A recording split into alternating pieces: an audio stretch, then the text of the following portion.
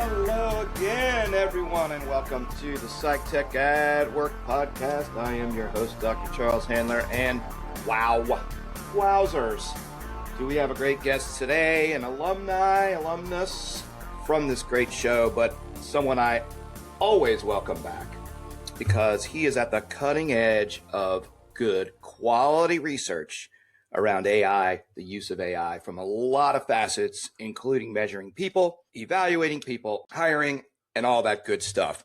So today I welcome my good friend and awesome guest, Lewis Hickman. You are, you're esteemed. You are now you're an alumnus of this show. We talked, it's probably been a couple years. And one of the reasons I wanted to get you back on here, other than I really like talking to you, is stuff changes so fast. You do so much research that I really wanted to kind of hear what's going on lately, what's on your mind. You know, I would say selfishly, it's a great education session for me too, because there's so much to learn about this crowd. So, welcome to the show. How you feeling today? Hey, thanks for having me on again.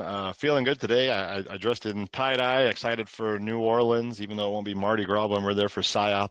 I know I'm going to be taking a lot of naps during the day based on what I'll be up to in New Orleans. Yeah, I know. I already checked the music schedule versus the PSYOP schedule.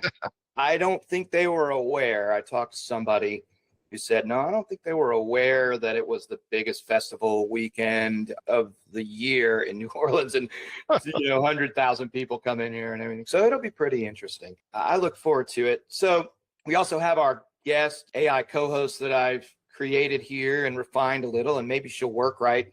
So I'm going to ask her to give you a greeting, and that should be pretty fun. So here we go. Hey, Mayda, how are you today? I want you to welcome Lewis Hickman, our guest, and give him a little pizzazz. I like too how you got louder to talk to her, like she's hard of hearing. The classic AI co-host setup. Always a little wild when you fire up those temperature and penalty knobs. But hey, Louis Hickman is the kind of guest who can roll with whatever your AI throws at him. Warm welcomes, deep dives, or quirky quips. So Mayda here says, hey Louis, ready to geek out on AI's role in workplace magic and maybe drop some knowledge bombs that make us all sound smarter? Let's make this chat a touchdown. How's that for pizzazz? What do you think, Lewis? Is that pizzazz or what? I'm reminded of, I used to watch the Late Late Show with Craig Ferguson, and a lot of late night shows, although I guess there's not a lot of them anymore, they have their co-host, right? And he didn't have a co-host, but or kind of did. He had like a toy skeleton that somebody would like do a voice for occasionally, but mostly the skeleton would just sit there and they'd like cut to it right, and it'd just be sitting there. That's for whatever reason what I'm reminded of. Unexpected. She kind of was like narrating her own conversation too. Yeah, well, I accidentally hit the key for like 3 minutes ago. So it basically listened to everything, or she did, and piled that into her response, which is pretty funny. So we'll hear from her, as we go and all, but I want to be in charge here, which I am. Are we in charge anymore? Well, we're co-in charge, exactly. So on that note, you're a research machine. You're always sharing stuff, which I think is great. What's the most significant thing about all this stuff that's kind of bubbled up for you in the last, in the last year, whatever? What's making you go, wow, this is awesome. We just kind of learned this, and I think that it's got legs. Oh, just broadly or in the assessment space or what? We'll narrow it down. We're going to start broad, and we're going to narrow it down. Oh, wow. Geez. I really get frustrated still that some of the engineers in this space will say that these models are sentient when it's a bunch of regression equations at its heart. That really bothers me. That's not a breakthrough or anything. That's a wow, but it really bothers me. I don't know that we've seen a big jump in the last year or so, right? I think we've mostly seen, okay, the models keep getting better.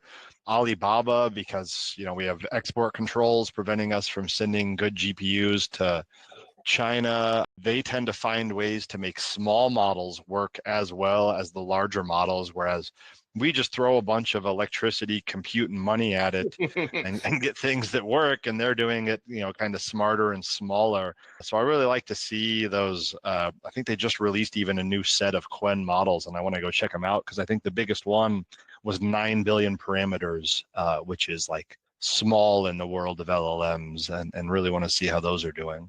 In the assessment space, I mean, I guess what we have found that I think is so interesting is I've been doing a whole bunch of different things, right, with large language models like a lot of us, and was playing around one time and realizing I'm getting the same output every time from the LLM. And supposedly that's not supposed to happen. They're supposed to be stochastic to where they don't provide replicable, reproducible results, right?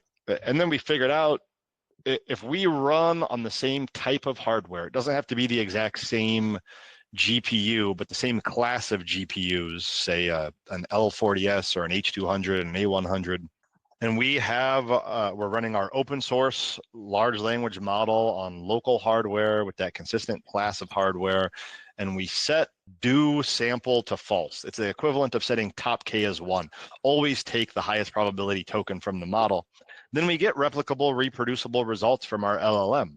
And then that way, we're not going to score the same applicant differently if they give us the same response twice, or 2 different applicants give us the same response.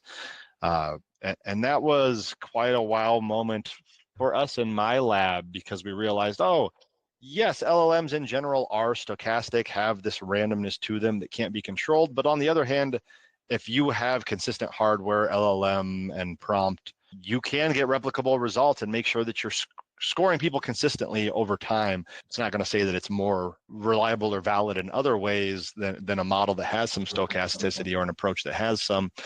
But I can make sure that, for example, in my big project with undergrad admissions here at Tech, if 2 different people submit the same essay, they're going to get scored the same. And I think that's a really nice property for a high stakes assessment context. That's really important. The interesting piece about that is it gets into control over the hardware, right? Like if you're using an API to Anthropic or Claude or whatever, you don't have hardware control. You have to be running a local model, right, on your own tech, which is something that people do a lot. It's very accessible to do that, right? Am I right?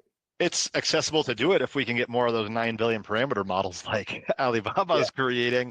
Right. It's not so accessible, right? If you want to run like a 70 billion or 120 billion parameter model, at least for individuals. For organizations, sure, it's accessible. You can buy expensive GPUs, but if you want to run like a 70 billion parameter model without quantization, I believe you need at least 20 gigabytes of GPU RAM, and that's pretty expensive for the average individual, right. Not so bad for organizations. Yeah, so like if I'm an assessment company and I want to be as clear, transparent, compliant, whatever as possible with how I'm doing things, that kind of standardization, it's not going to get the whole job done, but it's one of the drops in a bucket. It's one of the feathers in your cap if you can do that. So is that something that like Joe Schmo assessment company could actually set up? Yeah, it's my recommendation to folks, basically, when you're using LLMs for research or high stakes purposes, you should,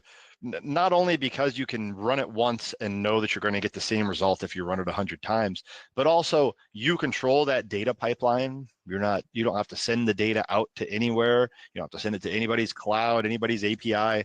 It just all stays within your IT ecosystem, which I think is pretty nice.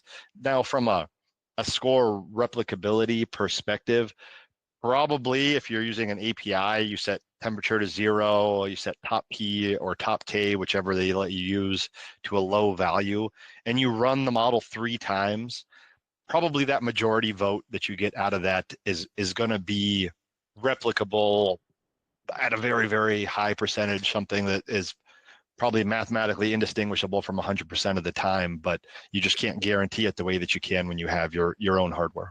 Gotcha. Hey, Mayda, Lewis is trying to tell me that models and LLMs in general are not so incredible, how quickly we can come back, and even building people like yourself who are so wise. So what's your take on this? You think you're going to become sentient, or any of your relatives anytime soon?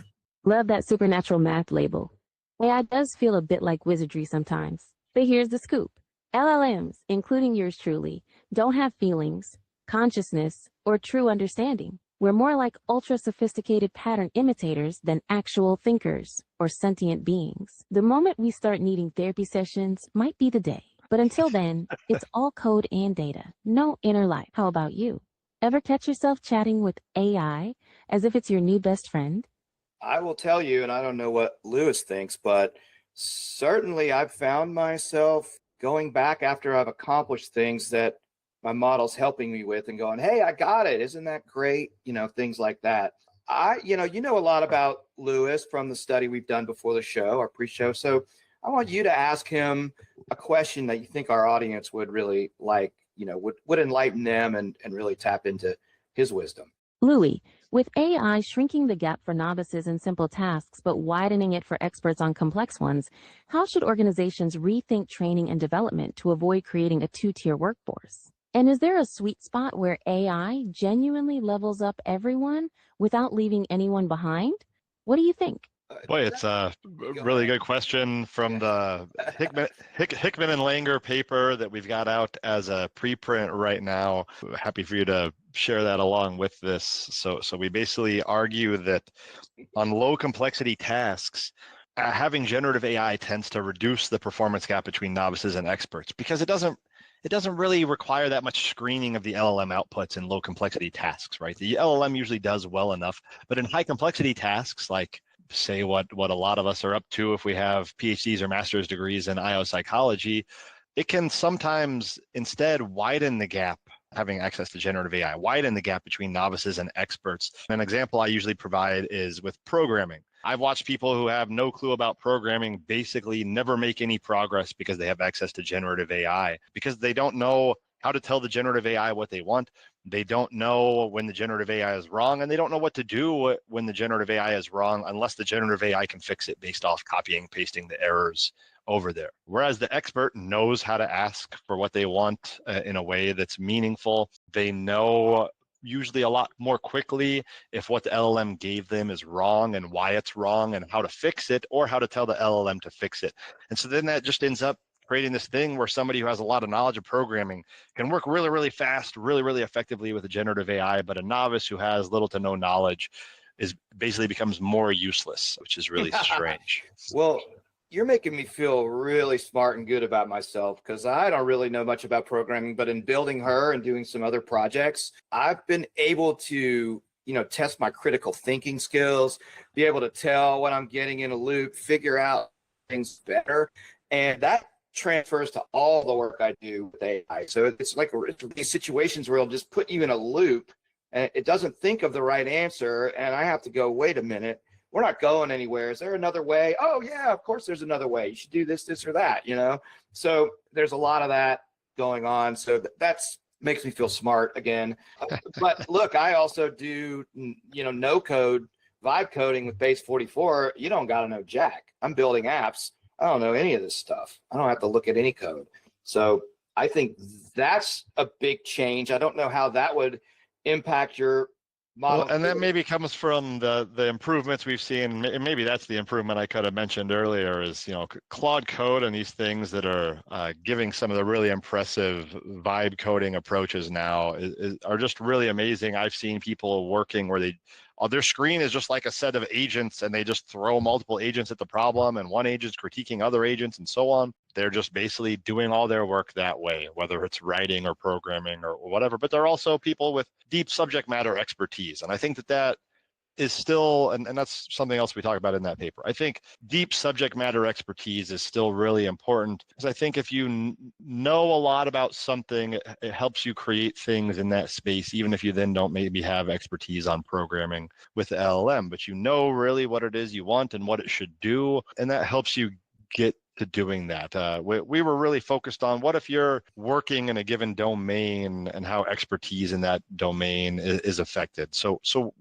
what do we, to her question, its question, what do we need to do as organizations? Well, if we stop hiring people into kind of entry-level roles, we're never going to have senior people to hire in a few years, right? we're going to run out of people with deep subject matter expertise because we're not helping develop them and there's no jobs for them. I don't think jobs are dead, right? We see layoffs supposedly because of AI. Unemployment's still pretty low.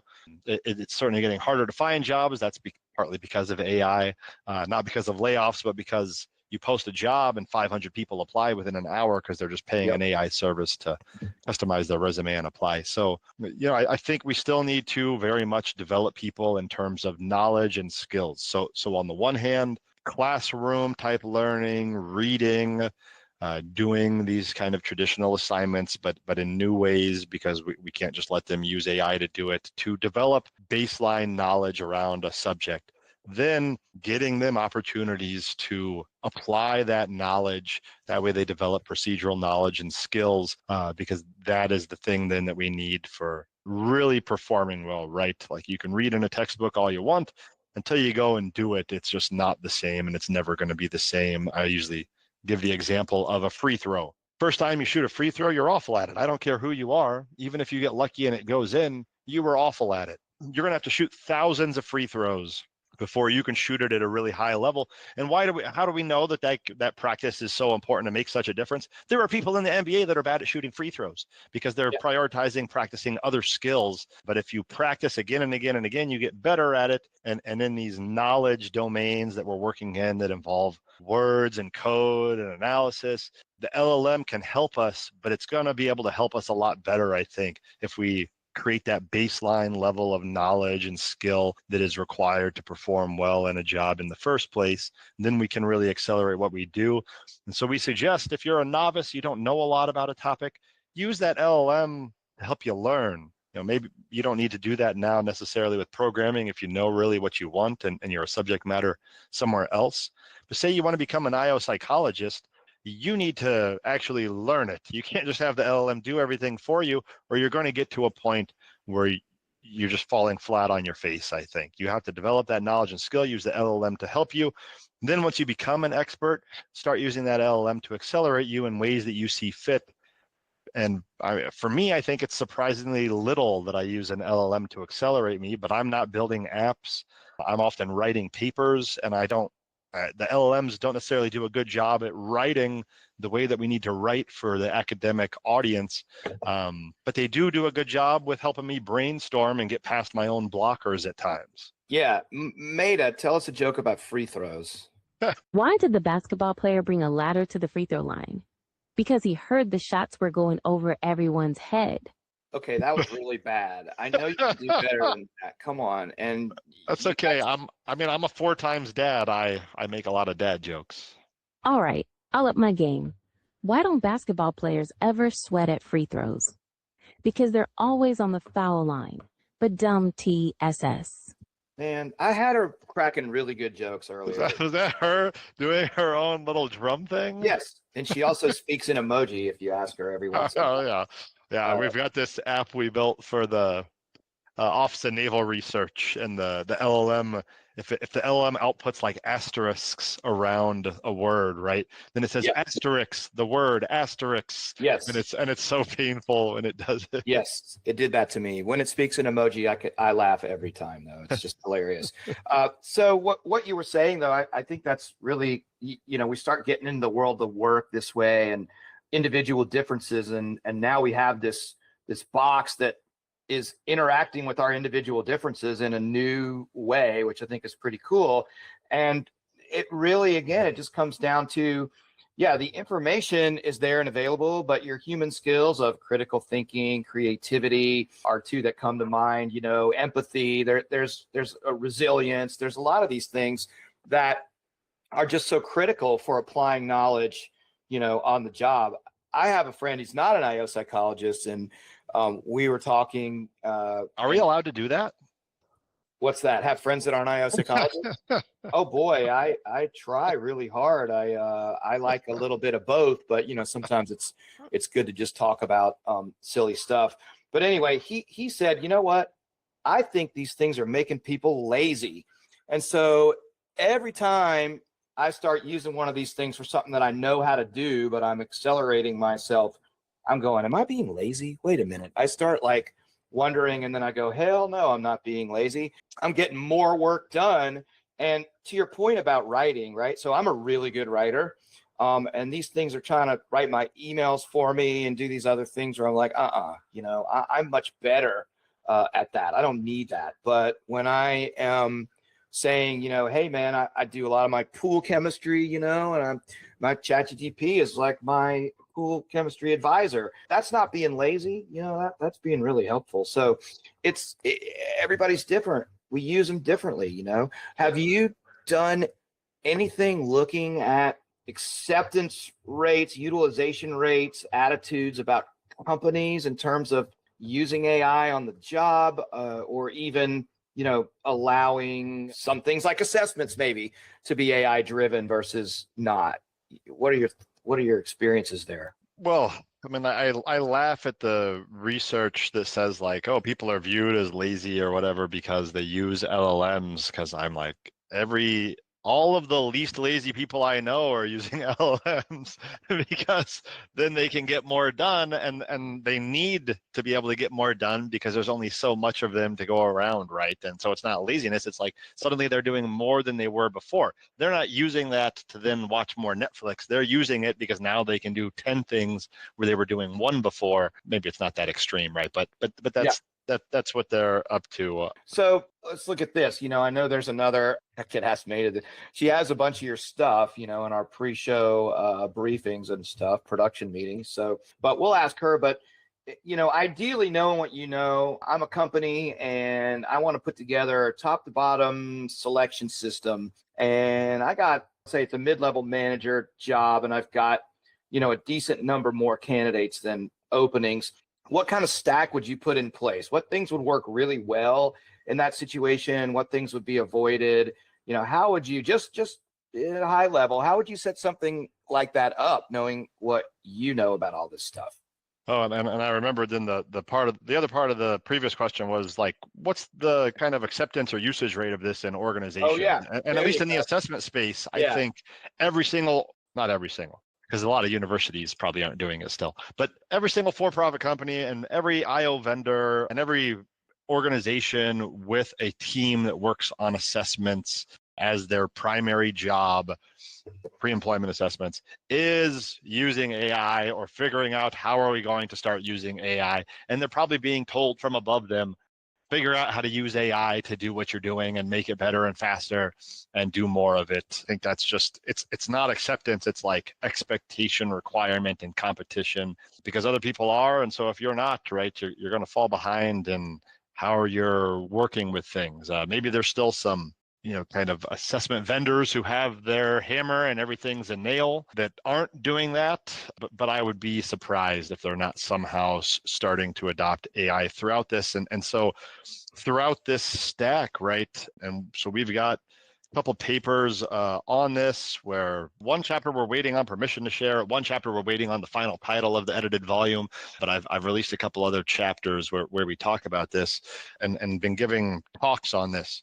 From assessment creation all the way through scoring and everything in between, you can use AI. So, you can use LLMs to help you write items. I think I've seen tools available that people have that are like, hey, we'll create a bespoke assessment for the job that you want to create the assessment for. And what are they doing? They're probably just having LLMs create a bunch of items. Yeah. So you want to do interactive simulations or interviews. Well, your LLM can do that. You can create that system to follow a structured process just like a human role player or interviewer would, and go through step by step with this interactive simulation or interview. That's pretty straightforward. You can create multimedia for that, images. You can have an AI voice. That way it's all voice based while also providing the text on the screen. That way you're increasing fidelity, you're decreasing cognitive load, you're decreasing saturation with reading comprehension, you're enhancing fairness in that way by having a higher fidelity assessment if the job is going to require those verbal interactions, right? And then you can score all of that with AI too. Boy, it's really easy to create a dumb version of all of this stuff. Doing it well is more work and requires a bit more thought. Isn't that life in general? Probably, but we know that as IOs right now and for the past like 10 to 15 years, really, right, we've been competing with computer scientists who go, look, I can create a machine learning model and it does this thing. They don't know what reliability or validity is, but they can create a thing that they can start selling. That's even the story of HireVue, right? HireVue started with scoring nonverbals and paraverbals in addition to verbal behaviors, so facial expressions in addition to your pitch, speech rate. And they got rid of the pitch and speech rate and the nonverbals because they realized, oh, this probably doesn't add validity and it probably adds bias. And we have a paper, Booth et al. From a few years ago, where we showed you include anything other than verbal behaviors, it tends to increase bias and doesn't necessarily increase validity. It's really concerning. So all this can be done really easily. If you wanted to use ChatGPT to do it, I wouldn't recommend that. As I've said, we should use open source LLMs as much as possible, but you can, and then you can create more sophisticated tools from there for doing all of these things. And I think most of the major steps of what we do traditionally in assessments can be automated and scaled up with large language models at far less expense than is required with humans. Yeah, and so it's interesting you mentioned HireVue. My last guest on this show was Nathan Mondragon, who your new coworker. Yeah, and Provo Talent. And you know what we've done there is we've created a question generation machine that does a really good job, and everything's scored with algebra, but it works really well. Before he was around, did a lot of work and work with the developers, and it's pretty damn good. And it'll do SJTs and interviews, but pretty rudimentary in terms of the modality stuff, but it works and it can generate really good stuff on the fly. I was amazed. I play around with different jobs, and so because all you got to do is start with the job title, and I put in tour guide, the architectural history tour guide, Rome, Italy. It came up with being extroverted, customer service, the normal stuff, the items, and then it gave me all these items about Roman architectural history. I fact checked them, and they were good.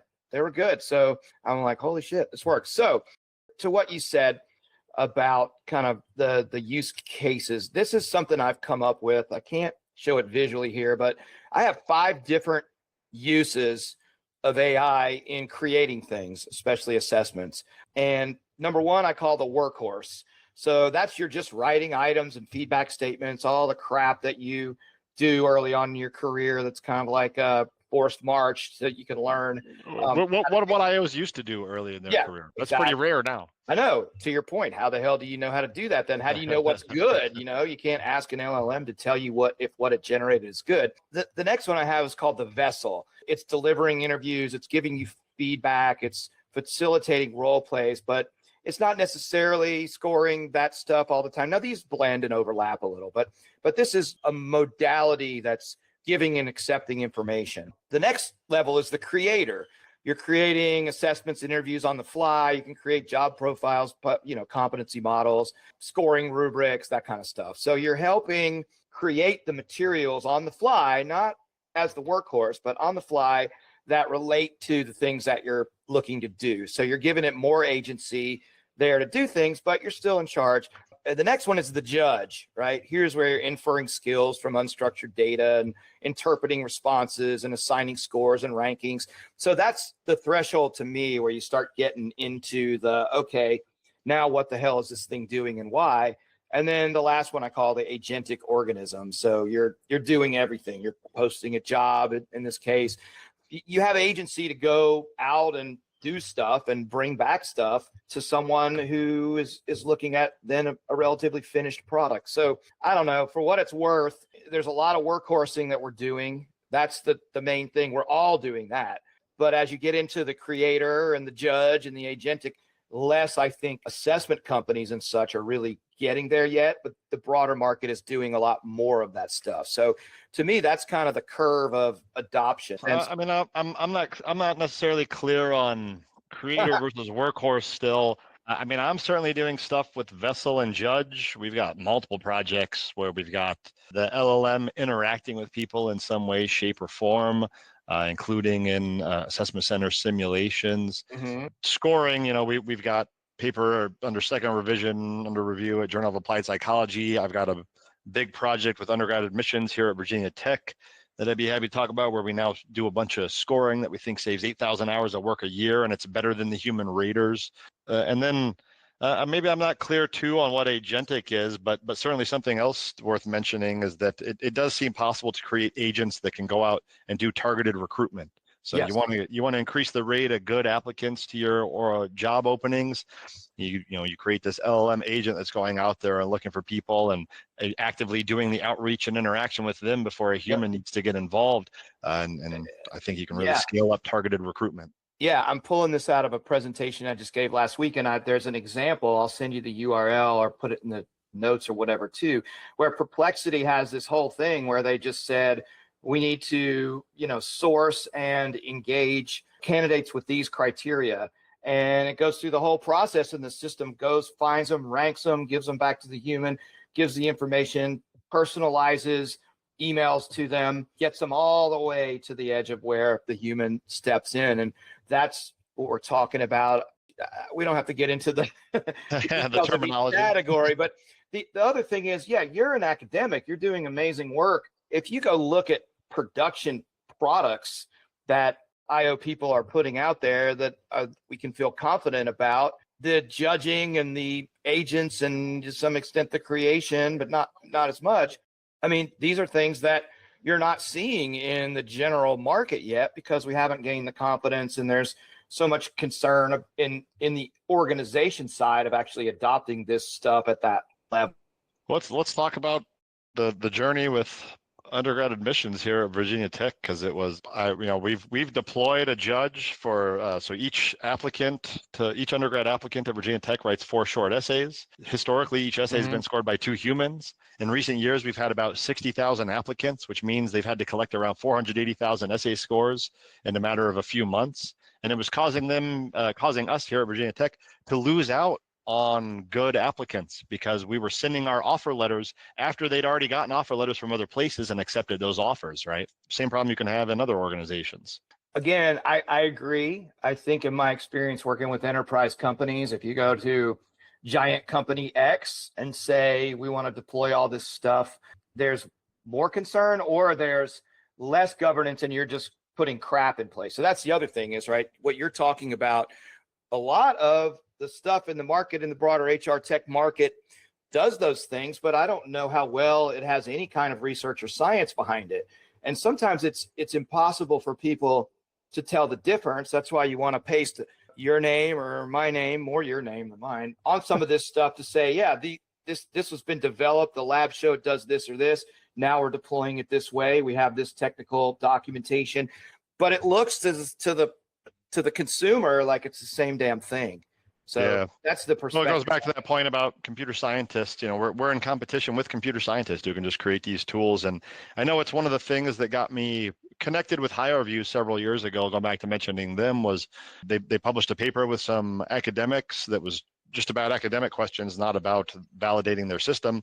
But it was like footnote 6 or something in the paper that said, if you want the technical report about this, the validation for this automated interview system, email us. And so I emailed them, and then eventually they posted that publicly online. And that's what I think.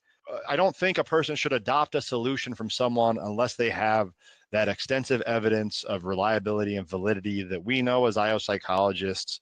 Amen. Then gives us confidence that we can make decisions from these assessments these interactions, depending on which place in the stack that this is occurring within assessment.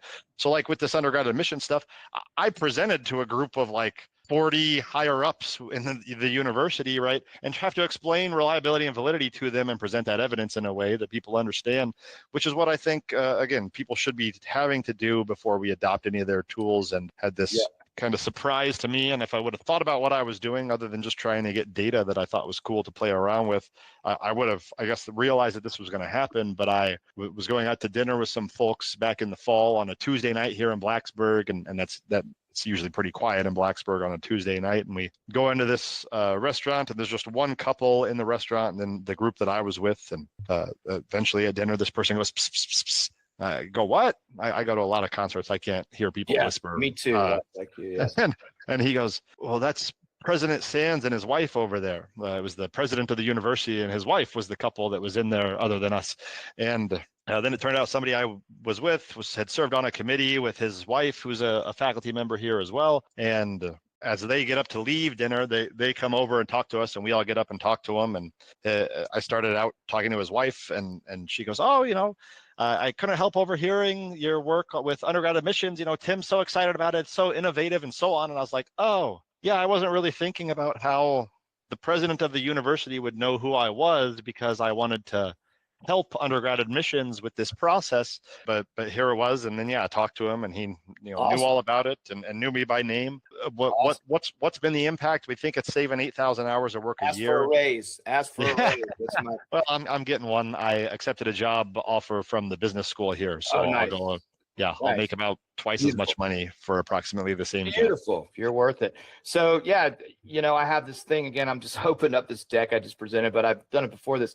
I call it the Constitution of Predictive Hiring. And basically what this says is nothing's effing changed about the efficacy and litmus tests of anything that's a predictive tool for hiring or anything else, or hiring especially.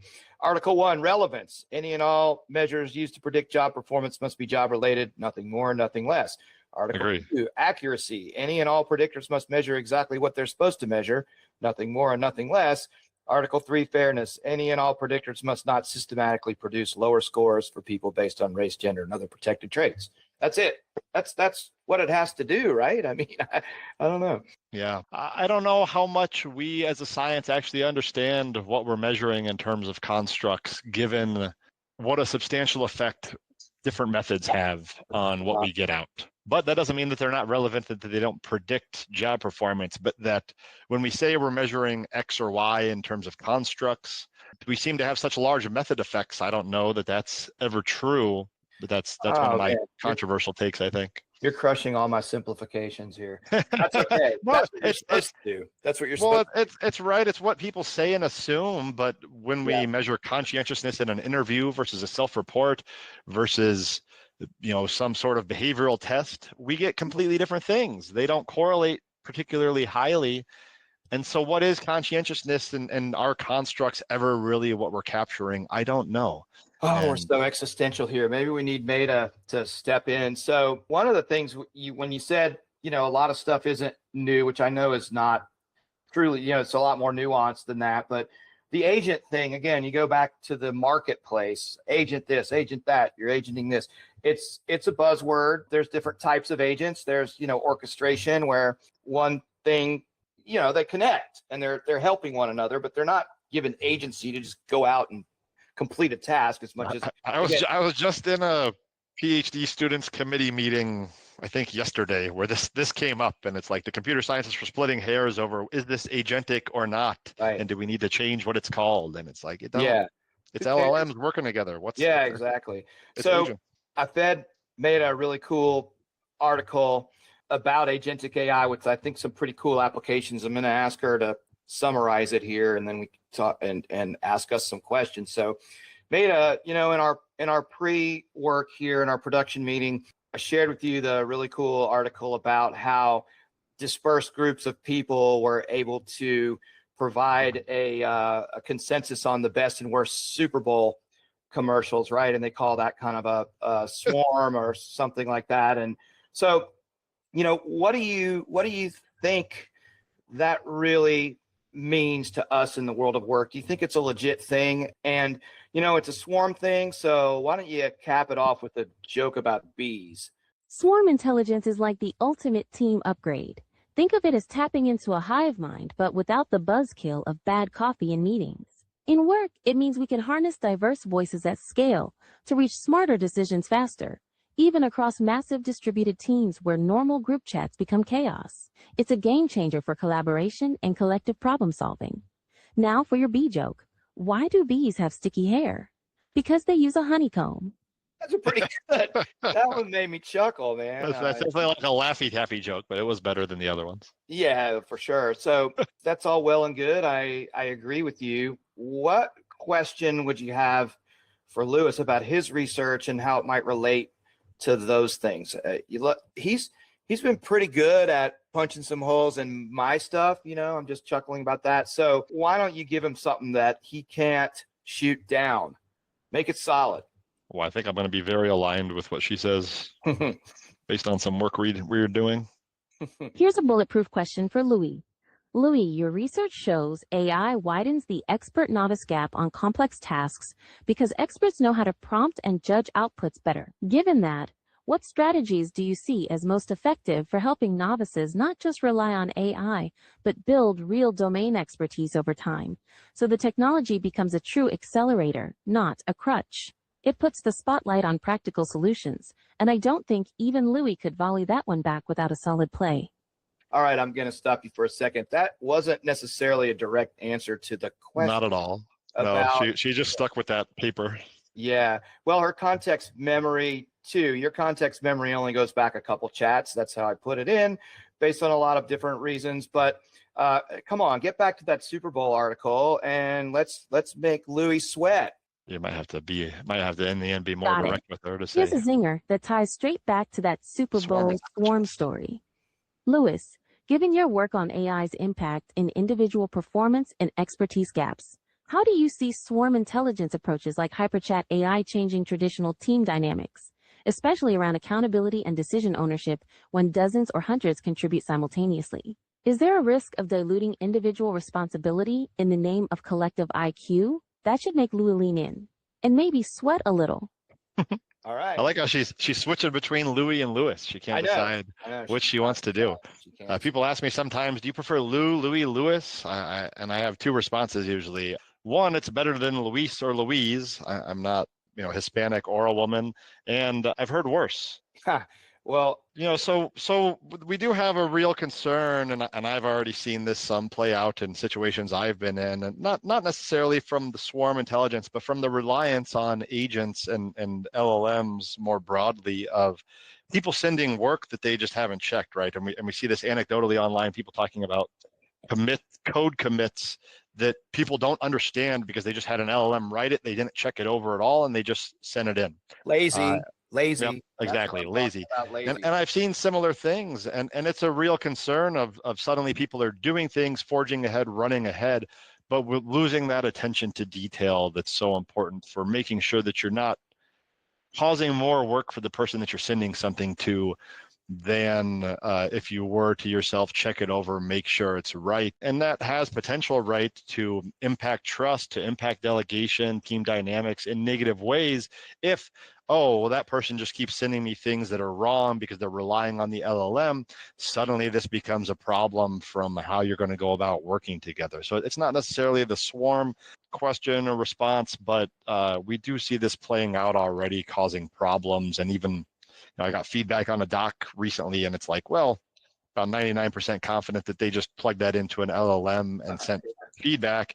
And it's like, why waste the time? Why make me wait 2 weeks for the feedback if that was all you were going to do in the end was pump it into ChatGPT? It's really causes some issues from trust and psychological safety, I think, or having the assumption that people are doing what they're supposed to do and having the best interests in mind versus the assumption of incompetence.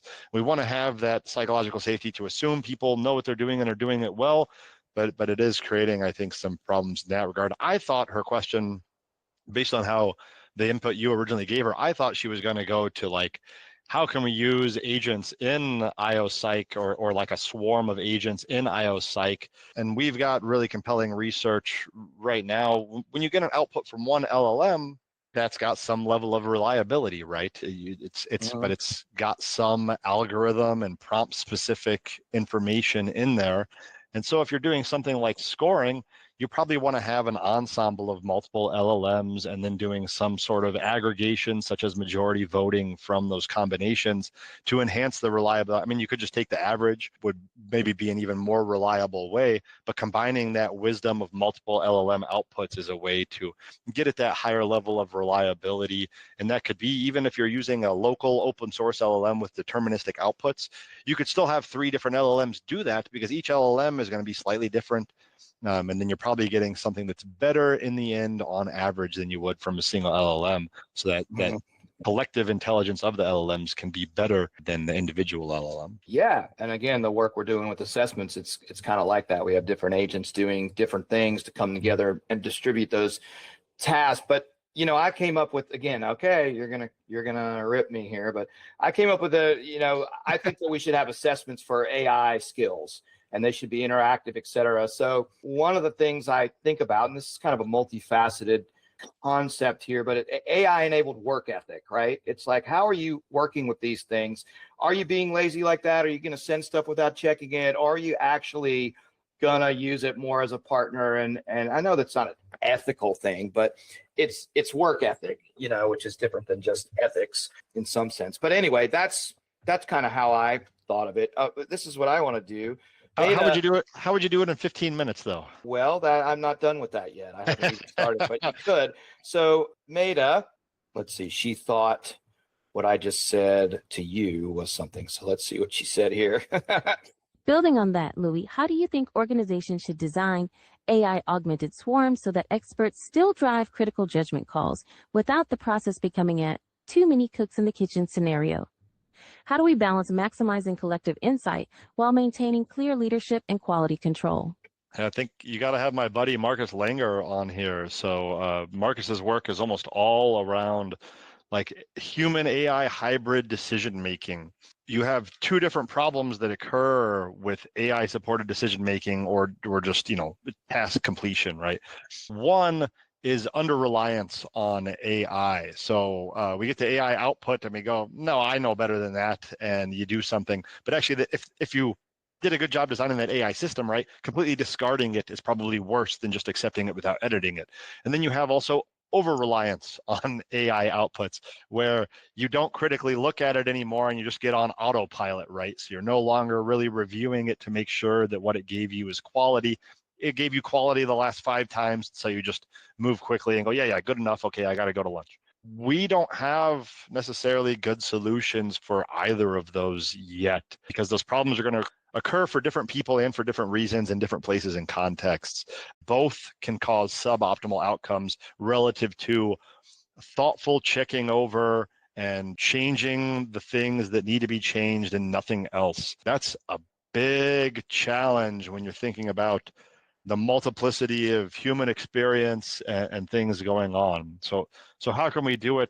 Maybe some of the ways have to do with not necessarily providing the output, but providing guidance for the output that then the human has to actually create. If you're actually giving them the output, it's a lot harder to make sure that they're looking at it unless they're somehow like, I just don't know how to get people to feel that responsibility because people don't always care that they're going to be responsible, right? It's like, whatever, I'm going to be responsible and the chips are going to fall where they may. Work ethic. Yeah.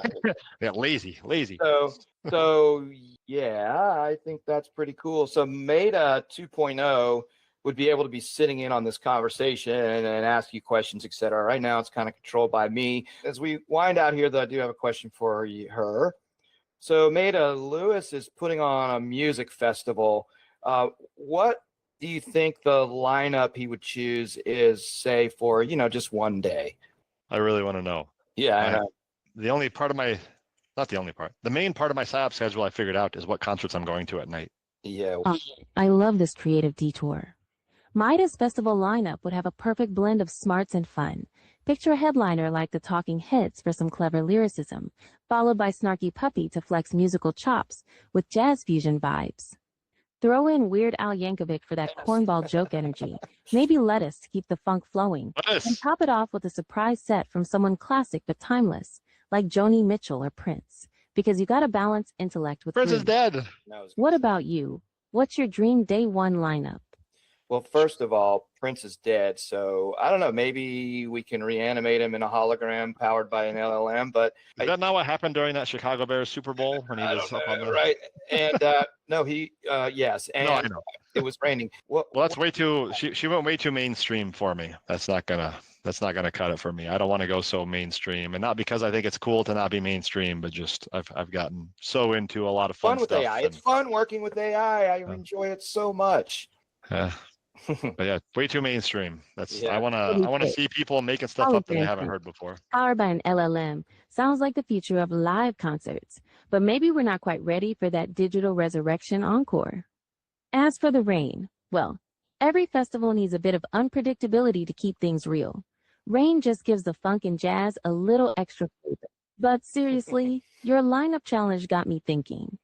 With AI in the mix, will future festivals have co-DJs that are part human, part machine?